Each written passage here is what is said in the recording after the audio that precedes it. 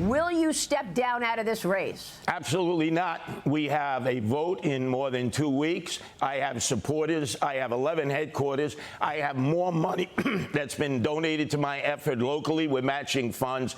So let the people decide who the next mayor is. I would suggest to Andrew Cuomo, he actually get into the streets and start campaigning. He's been missing in action and spending all of his time trying to suggest to people that I drop out.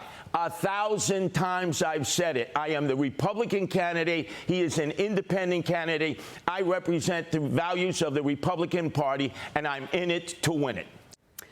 That was New York City mayoral candidate Curtis Sliwa on this program yesterday, with Maria confirming he will not drop out of this race. We're just 2 weeks away from Election Day, and a new poll shows without Sliwa, Andrew Cuomo has a chance to beat Democratic Socialist Zohran Mamdani.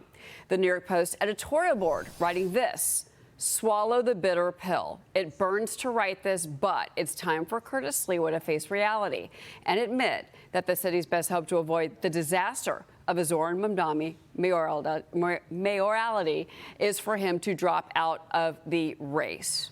My next guest, the chairman and CEO of New York City Grocers, Gristedes and D'Agostino's, John Catsimatidis, who we should say, John, you have now called on Curtis Sliwa to drop out as well. You said this yesterday.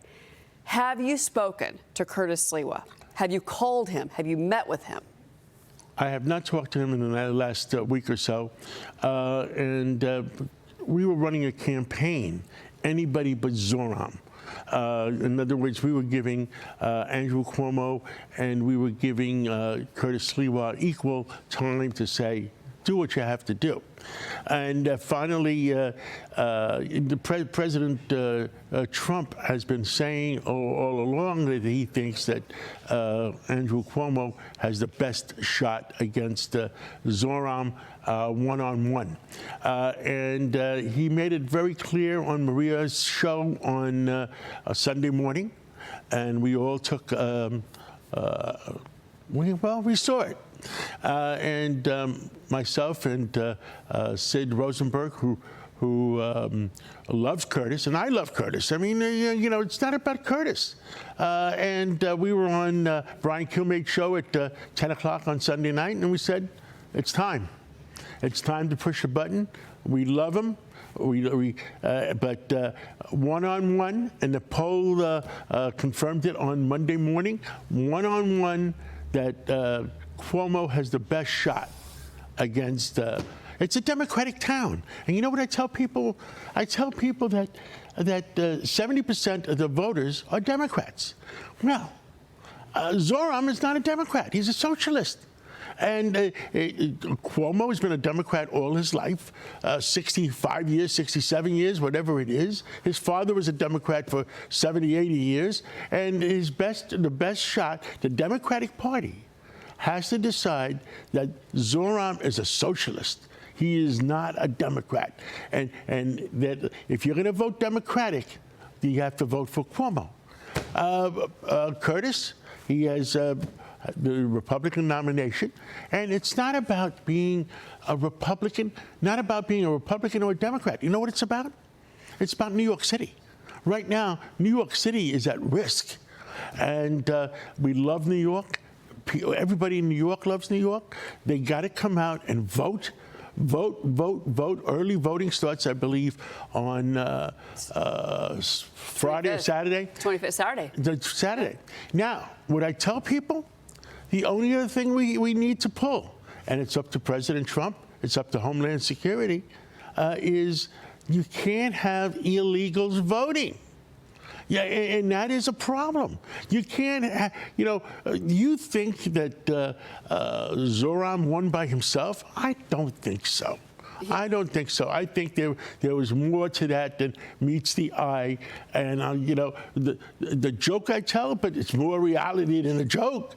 Put a ICE agent at every polling booth. And I think the American people want a fair and square election. They do, John, but at the same time, what's interesting, so you said that you haven't talked to Curtis in the last week, but prior to that, I mean, you're a Republican. He's on the Republican ticket. Did you ever hint to Curtis? Did you ever try to say maybe it's time to kind of scale back? Or because by the way, before Curtis suspended his radio show, he had one on WABC. I mean, technically, you're Curtis Sliwa's boss. Well, at WABC Radio. He's on leave. He's on leave. Some of the stations with fake news around. There's a lot of fake news going around saying that he permanently left, and that was not true. He was on leave. He's on leave. And Curtis, the joke we tell around, he's got a 30-year contract, and he's been there for 30 years, and he's got another 30-year contract. But what people have to realize, it's not about Democrats. It's not about Republicans. It's loving New York and making sure New York stays the way we love it. And, you know, we don't care. 1% of the population pays 48% of the taxes. You want to raise taxes? We go along with it. You know what the key is? Quality of life.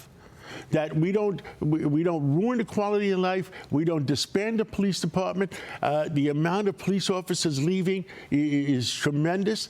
And criminals, they belong in jail. They don't belong in the subways. They don't belong on the streets of New York.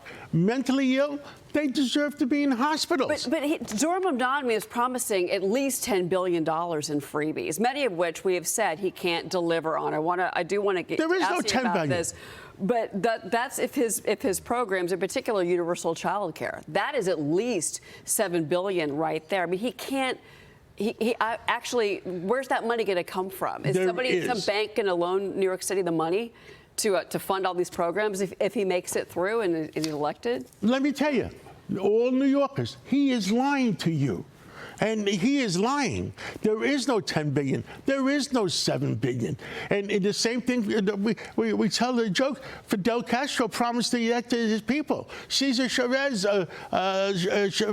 Venezuela, whoever that was, promised his people. They're broke. And there is no money. It's all lies. And the Wall Street Journal, in an op-ed, called his tax promises a, quote, tax hike death spiral because he wants to raise corporate taxes to where New Jersey is. That's 11.5%. We're above 7% right now. That is a gigantic jump. You are among the business community in New York. This is your world. What are they going to do if Mamdani gets elected? I am not here to talk about taxes because I think that's secondary.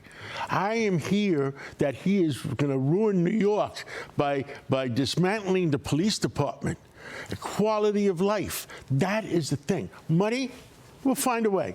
Money is money. But dismantling the police department, appointing judges.